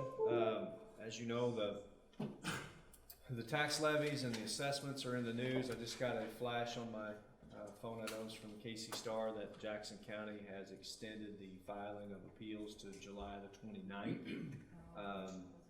which that's going to be interesting because it's kind of tightening that window for the Board of Equalization. Let's say if you did not, if you were denied your appeal, your next step would be the Board of Equalization. And that's going to happen probably in a lot of instances. So it's pushing that window of, all right, August 1st is here and all the appeals are done. We've got basically until mid-September for the Board of Equalization to get their work done, whereas before they would have July, August, they'd have 2.5 months rather than a month and a half. So it's tightening that window when we go to set our levy, which will be on September the 23rd of this year, will be the tax rate hearing when we have that. So we'll see how that works out. But Steve is, he and I have been putting some numbers together. As we told you a few weeks ago, we'd start having some discussions about what rolling the levy back would do. One, for the district, as far as the revenues that would be lost, and also what money that would be put back into the pockets of property owners, both residential and commercial. And we have a few scenarios. Now, these numbers could change. You know, right now we're looking at a roughly $750 million assessed valuation number total, okay? As the appeals work through and the protests, the potential protest of paying taxes could occur, that number could change. Will it change by 30 million? Probably not. I don't think it, as far as what we're hearing from what we're reading in the Kansas City Star and with the county executive and the assessor's department. Did you see a thing about a whole new plan today on the percentages, on the increases? No, what I saw was they are giving they're extending the deadline to file appeals. That was last week. County legislators came back and extended that till the 29th. Well, I saw another. Now, what I did see was Preston Smith, who is on the Board of Equalization. That may be what you're talking about, who's come in here and worked with us before in the demographic studies. He's on the Board of Equalization representing Blue Springs. Now, how the Board of Equalization works, the county executive appoints 3. You'll read that they're independent of county government, maybe. That's yet to be determined. Under further questioning, maybe not. And then the school districts get a member on that as well. Okay, and then the other taxing entities have a person. So Preston Smith argued that why don't we just cap them at 14%, the increases. So if the average is 17, if your increase is over 14, it's going to stop at 14. The county would have to take that up at their next meeting. They didn't take it up today from what I read from the article. So, but anyway, Steve has got some numbers here for you to see. Go ahead. Thank you very much. Dr. Murphy had mentioned the preliminary assessed valuation is currently the most up-to-date number we have is about $749 million. I received that last week. There are a couple of factors, as you know, that goes into the calculation of a homeowner or commercial owner's property tax, their bill. That one is their assessed valuation, their home value, the rate in which that value is being taxed, their percentage, obviously then the levy, and then of course what that tax bill is. So there's a lot of information on this spreadsheet, but really what I want to focus your attention on is the green box and the light blue box here on the left. The average home value in the city of Reitan is $125,100. That is taxed at 19% of the value. So what that homeowner is taxed on isn't the 125, it's 19% of that, so $23,769. If the school district's portion of that levy, and the levy is more than just us. You have the fire department, you have the library, you have other folks who are assessing a levy on people's property. So once again, that homeowner, $125,000 is the average price. They're taxed at 19% of that. Currently, our levy is $6.32 per $100 of that taxable value. So what that homeowner is going to owe the district is around $1,500. If we drop a nickel off of that, let's say we take that levy from 632 to 627, that 1,500 will drop to 1,490. So their annual tax bill to the school district only will drop $11.88 if we drop it a nickel. If we drop it a dime, it's $23.77. If we drop it 15 cents, it's $35.65. And if you drop it 20 cents, it's $47.54. And you can kind of see that. I mean, I at some point I just stopped doing it, and we could take it down to a quarter, 30 cents, 35 cents, 50 cents, whatever that may be. So, the average home price. Kevin, do me a favor. I think you can click on this box right here. Would you type in 200,000? So that's an average home price in Reitan. But let's say you have a $200,000 house. Now, you're being taxed on $38,000. Remember that $125,000? That tax bill was $1,500. That $200,000 house gets a tax bill from the school district, if you will, of $2,400. If it drops a nickel, it's $19 less. If it drops a dime, it's $38 less. 15 cents, 20 cents, you can see the reduction depending on what we might drop the levy. And you can plug in whatever your home value is, and you can see what impact that is. Was the first number, it's 125, you're saying is the average on the new assessment? That is strictly just a Google search, average home price in the city of Reitan. 125,000. Your own numbers, the problem is 125 was $1,500 tax, and 200 is $2,400 tax. That's where everybody's angry about. It's not our fault, but that's what everybody's angry about, because you'll have 125 previous value, 200 current. If it went up, in your example, if it went up $75,000, if that same house went from 125 last year to $200,000 this year, yes, that would be the sticker shock of a homeowner. Well, are you gonna talk about Hancock? Yes, I can talk about that here in just a second. Okay. But I just want to give you the practical impact of lowering our levy to a homeowner. So a homeowner in this case, if we dropped it 15 or 20 cents, they're going to save $76. Yeah, and I think this is a good analysis, because that some of those circumstances occurred. The practical side also is that our homeowners are going to get a rebalancing of their mortgage. So when this information slides into the mortgage department they currently own, they're going to get a monthly bump. No doubt about it. And that's so. From our paperwork, we can do the math. From their paperwork, it's cash out with, high five because your property value went up. And that's also why they're upset about that. No doubt. And they're also scared about that. And there are some elderly people out there that are gonna lose their houses because of that. So when we talk about dollars and cents in math, it translates into people and people's ability to survive. And what we have to balance, and I say we collectively, is how do we balance the demands that we're placing on our taxpayers and the expectation that we educate our children. Yeah, I understand all that, but Hancock was designed to deal with that. Sure. I understand it dealt, if I'm not mistaken, it dealt with windfall opportunities like this and said, and declared by constitutional amendment, you could not get a windfall tax beyond CPI or 5%. Sure, and the exception to the Hancock Amendment, that's written in the Hancock Amendment, is if the voters approve a set levy. And our voters in April, when they approve that at 516, they, within the Hancock Amendment, said, yes, we know this could roll back, but we want it to be at 516. Well, I know that, but we also were partners in an arrangement with the county where they developed this system that is causing all kinds of consternation within our community. We were a partner to that.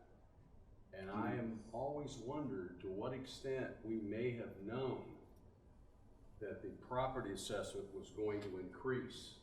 And I also want to know at some point to what extent did this board discuss that Hancock would not be an option if we voted on that levy.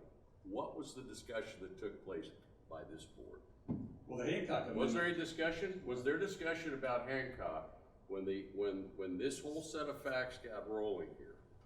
Was there a discussion about Hancock and about the increase in property, the potential increase in property values and that if we pass the levy, we lose the Hancock option. Was there any conversation about that with this board? Do you want, I can answer that from my perspective. First of all, when we're talking about levy, you can verify this. When we talk about saying a levy in this discussion, I ask about Hancock and rollback and stuff every year. I always ask because it's confusing, but I know about it and I want to know more about it. So I ask about it every year. But secondly, this issue had to be voted on by this board and go on the ballot in December. There was no way that we knew any of this was going to go on as far as this assessment when we put this on the ballot in December. So there was nothing nefarious going on by this board, or no lack of oversight or lack of discussion about Hancock in conjunction with putting this issue on the ballot. Oh, I'm not suggesting there's nefarious. I'm suggesting that we had a partner relationship with the county. Yes, we were an investor in this system, and this system, what we believe to be the case based upon what's said in the media, it is a horrible system. It was not done. It was not executed properly. It may have issues within the guts of the system, and we were an investor in that to some extent. Now, I don't know what the contract says. I'd like to read the contract, and I'd like to read the file. I'd like to read all the correspondence that we may have had with the county for the past, since we signed up our arrangement with them. We have some culpability on this thing, because that system, that no one's proud of that system right now in Jackson County. No one. And I think most, if not all, the taxing entities would tell you that the system of assessing property in our county has been broken for years. I'm not worried about that. Well, but to your point, you're saying that this system is broken. The system has always, and I shouldn't say always, that's a term. Well, and I would disagree. I would say the system of assessing property for a number of years has not properly assessed it. And that was the reason that we contracted with a third-party so-called expert at the cost of $450 total to fix this system, and we end up with this stuff. And so to some extent, I want to understand that. I want to understand the contract. I want to understand the commitments. And I want to understand what kind of discussion we had with the Jackson County property tax people prior to this bond issue being set out. And whether we knew, or should have known, that Hancock was going to prevent us in this community from having everything that these other communities own, and that is the right to Hancock. I want to know that. Well, let me discuss the contract. Okay, I want to read the contract. Well, you can discuss it. I'll tell you what it is. Let me tell you what it is. It's an MOU. There's no contract. It's a memorandum of understanding that we partner with the county to try and improve the assessment system in Jackson. As I mentioned to you before, this board took action with the Board of Equalization on 24 properties in this district that were underassessed by more than 50%, and some at 19%. Example, the Walgreens sold for $5.3 million, was assessed at 1.7. Year after year after year. Commercial property. Yes. So those are some of the things that we needed something new to fix those kind of things. Okay, because the residents are paying on the backs of this corporate welfare that's going on, not only in the Reitan community, but across this entire state.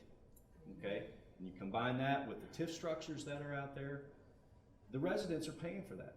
Okay, personally, me, in 2009, I bought my home for $217,000 when I moved to this community in 2008.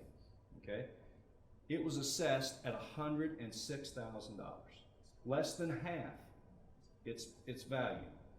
I went down to the Board of Equalization, asked them to raise it. Maybe the first time in history. Not looking for a medal or a pat on the back, but it's the right thing to do. How many others out there in this community, in this county, are assessed at that amount of up to half. I think we're also finding out, even though we may think this is a system that is wrong, it's messed up, we're also seeing on the other side that people have been paying way less than what they should have been for years and years and years. Now, are there issues here? There are.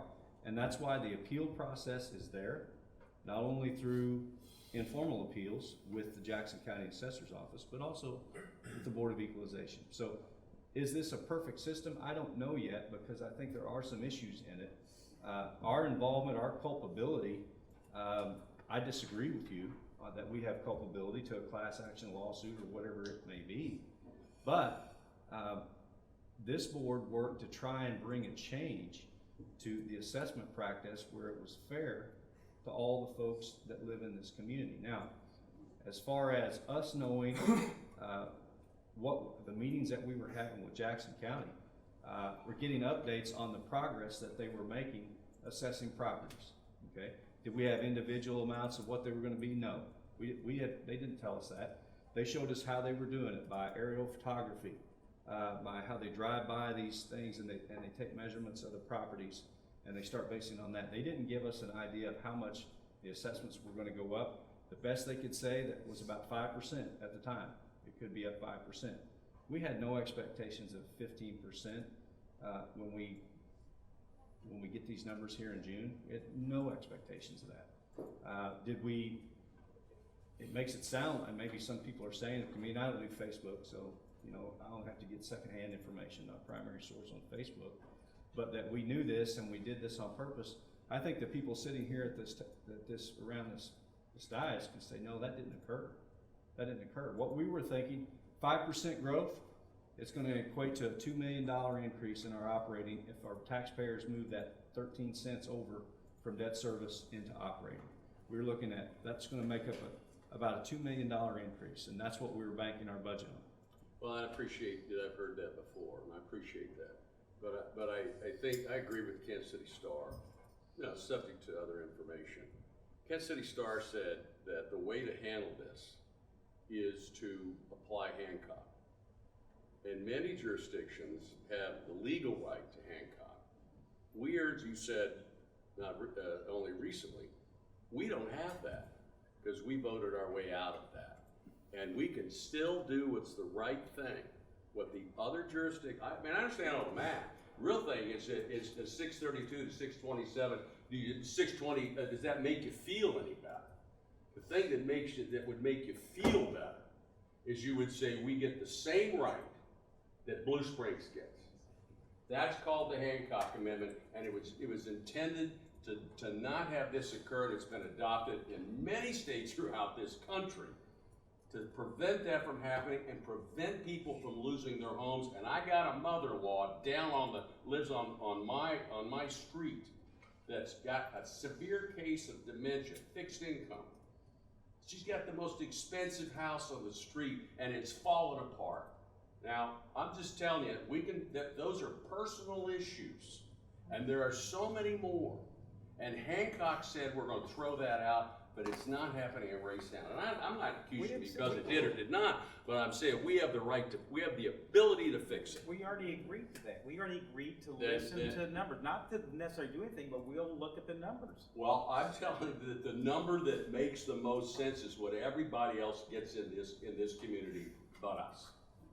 So there's no action been taken yet. So within the Hancock Amendment, within the Hancock Amendment, it allows the voters to say, we want to set the levy here, whatever here is, outside of the Hancock, outside of the rollback. I understand that works. So what you're saying is that you want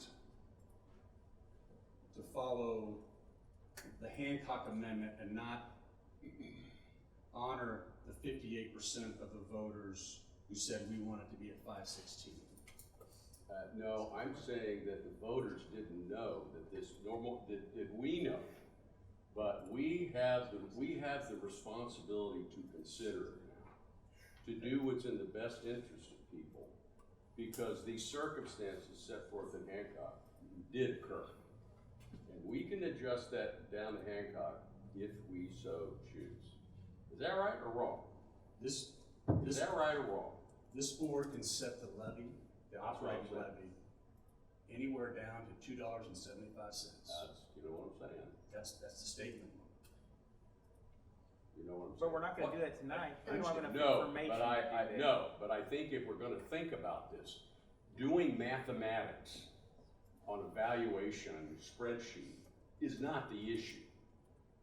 Thinking about Hancock and our taxpayers is the issue. So the point, and what I was requested to do was to show you if we did roll back the levy, what the impact that would have. So let's just take this as an example. For every nickel, it's $19 a year for a $200,000 house. If we went to the Hancock, as Dr. Markley has said in the past, that's about a 50-cent reduction in our levy. So if you multiply that by 10, am I doing my math right here, to get to 50 cents, that's $190 that this $200,000 home would not pay in taxes if we rolled it back to 50 cents that the Hancock Amendment. Absent of the vote in April, we would be rolling back our levy, operating levy, about 50 cents. Dr. Shelton, you also have in there on the rollbacks of it, shrink it back down, if you will, Kevin, and go to the side of it where, as we roll it back, the financial impact to the district. And that would be in the lavender, is that what that is? It is, and so please understand, where I've pulled off the levy is off the debt service side. So at the end of the day, the taxpayer, would you, Kevin, kind of roll it back up a little bit, just go up, there we go. At the end of the day, our taxpayer pays us $632. And if we shave the levy off the debt service side, which is what I'm showing here, the operating would stay the same at 516. We would reduce the debt service from 116 to 96 or whatever we decide that number should be. The impact to the debt service is a deficit spending over the next couple of years, but in using our reserves, and I've talked about our reserves on the debt service side, to fill that gap. Right. So there is an impact, and we can probably live on our debt service reserves for probably 2, maybe 3 years before they get critically low. And so we can shave off the debt service levy. I would recommend we not touch the operating levy, but if we are going to reduce the levy and provide relief to our constituents, our taxpayers, is that we do it on the debt service levy. Within those 2 to 3 years, you'll have another reimbursement cycle. Right. And where Hancock will roll back on the operating side. Where you do have authority as a board, Hancock does not affect the debt service side of the levy. You guys have a ceiling there. You're always rolling it back. You've rolled it back for ever since I've been here in the neighborhood of 20 cents a year, roughly, that you could have been collecting. So if you take a couple of years and we go through the debt service process and spend down those balances a little bit, you can, if it looks like they need to be going back up, you can raise the debt service levy. You can even balance it out by raising the debt service levy and lowering the operating side on the other side if you're good there. You have some options, even with Hancock, even with when you don't necessarily have new construction money to offset stuff, you've got some options as a board. But again, we're getting down that path to where when we get the numbers more secure, where they're at, we just got our pro forma forms today from DESE and the state auditor's office, okay, to fill out and start filling out what the tax rate's going to look like. That may change tomorrow with this extension of a deadline for an appeal. Well, that's why I don't think we should argue too much about it right now. We need to play this out a little bit longer. But when it comes that time, Steve, what we need to see is what we would have received in revenue had Hancock been in place and what we're going to be receiving after all this goes through the wash. Sure. Then have the discussion. these numbers here are not adequate for us to make a decision. No, and tonight is an information, and once again, what I was asked to bring is the impact to the taxpayer if we roll back. Well, we also need to know the impact to the district, so we only know that. Well, he does Well, have and I have that, and Rick, I have that here. He's got that there in that So, service. that's what I'm saying, the impact to the district is, No, we don't know that for sure until we see what Hancock would allow and what the actual new revenue is gonna be. so here's what I'm gonna ask you to do, Kevin. In this box right here, put 0.66, nope. Right, where it says 0.96, put 0.66.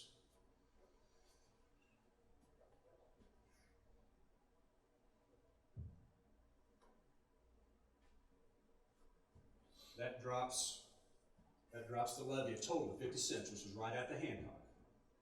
Okay? So, as I stated, in this case, this would save this homeowner $200,000, I'm sorry, $190 a year. It would save this $1 million business $1,600. And it would create over here, if you see the impact to the district. Now, this is just on the debt service side. A reduction, a deficit of $4.6 million that year, next year, in our debt service. Now, we would tap into our reserves. We have $8 million in reserves that we would tap into to pay, to be able to make our money. Right.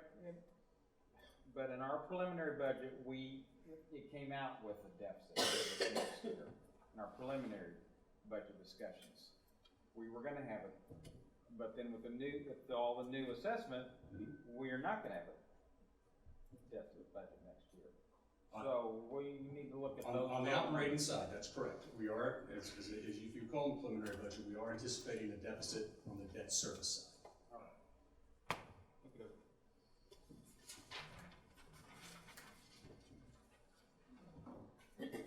Any other questions, Dr. Sheldon? Thank you, Dr. Sheldon. Thank you.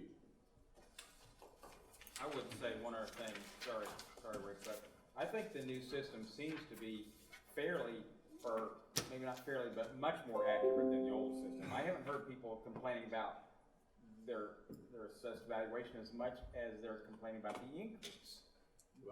The increase is what people are mad about. Well, I filed my protest today because I'm mad about what they put in the valuation, that the price of a home has never been sold in our neighborhood. I don't know if it's the system or it's the data, but I got data. And you may not, but we've got a whole neighborhood. People are inflamed and having to spend an enormous amount of time going to the county to convince them that they bungled the process, okay? And you collect all that time, you don't get to charge anybody for it. So people are upset about it, and I'm one of them. They are. And I protest today, and I intend to go and have a long conversation about it. They're upset about it. Yes, My neighbor across the street is upset. I'm upset. But I'm more upset about the increase. Because my valuation this year was much closer to what it should be than it was last year. Okay. What is the dollar amount that you have to pay? Yeah.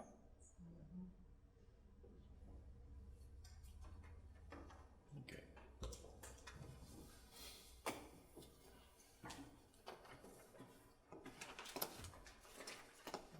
Okay.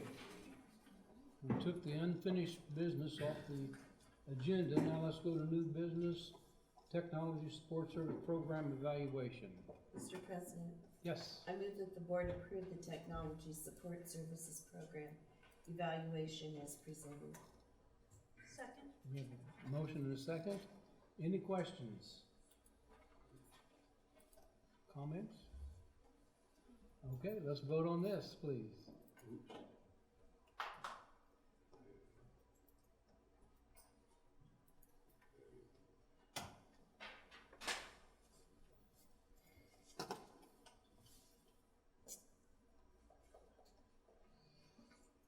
Human Resource Program evaluations. We need a motion on this, please. Mr. President, I move that the board approve the human resources program evaluation as presented. Do we need a second? Second. We have a motion and a second. Any comments or questions? I have a comment. Bobby? I think you probably have answered it, because my question had to do with the Grow Your Own program and your partnership with the University of Central Missouri. So you also utilize Facebook based off your statement previously for advertising about openings in the district? Yes. Okay. And so you said that you get a good response back from the Facebook. So the Grow Your Own program, that's a process of how many years before we get someone that is wanting to be in the district? And Do you mean like the how long does it take? The loan forgiveness program? 4 years. Yeah. They go 4 years. They'll go. No. I'm sorry.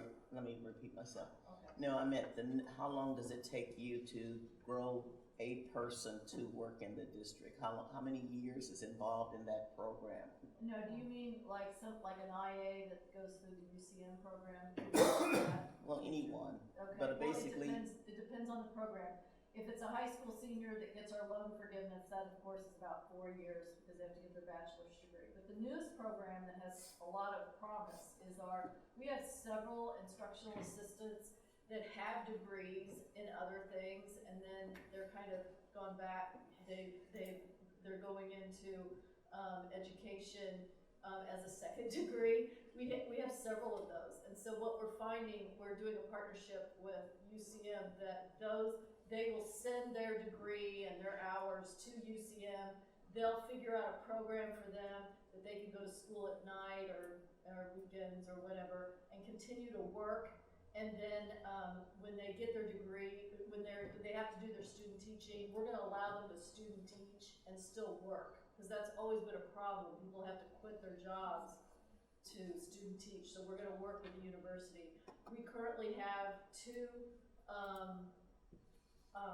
IAs that have degrees and have been working for us for so many years that they're in school and they haven't finished their degree, but because we went ahead and hired them as special ed teachers, they have a provisional certificate. So we're trying to be more creative, particularly with special ed, because we just don't have as many candidates. And several of our IAs are people of color, because that's something that we're looking to do is to hire more.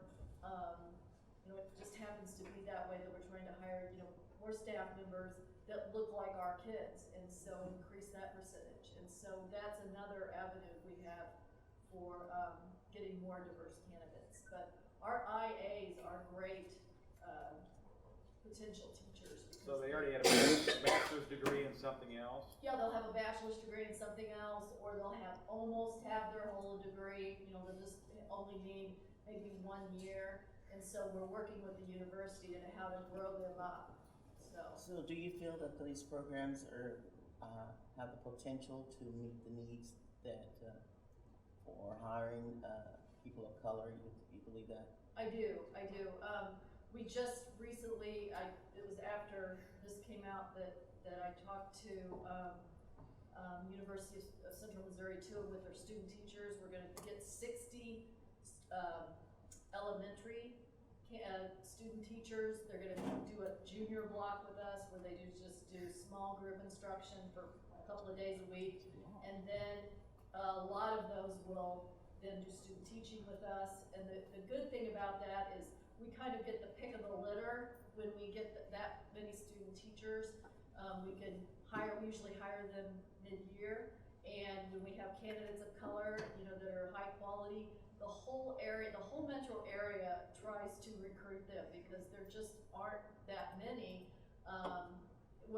There aren't that many young people going into education, and there's even a smaller percentage of people of color. So if we get someone that has high quality to meet that board goal, we will go ahead and offer them a position mid-year.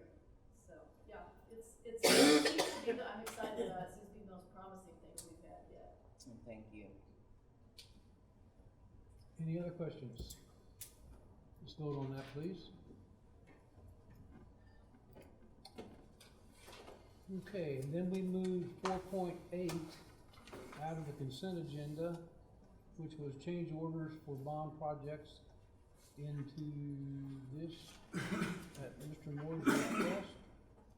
Okay, it's Mr. Moore, do you have something you want to say, please?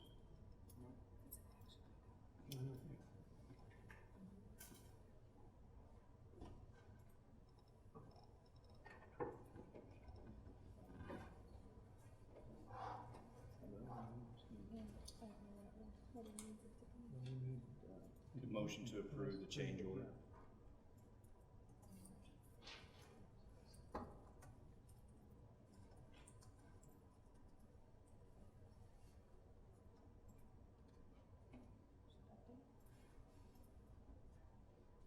You need a motion. Yes. Oh, it didn't, oh. There it is. Mr. President, I move to approve the change order as presented. Have a motion, have a second? Sorry. There's a motion and a second. Any questions or comments? Let's vote on this, please.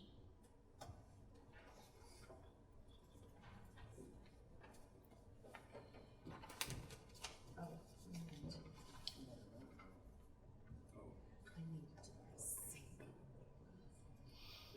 Okay. We need a motion to adjourn, and then remember, we need to go back into closed session, so. Mr. President, Yes. before you finish, I move that the board adjourn the regular Board of Education meeting at 9:01 p.m. We have a motion, we have a second. Second. Any, let's vote on that, please.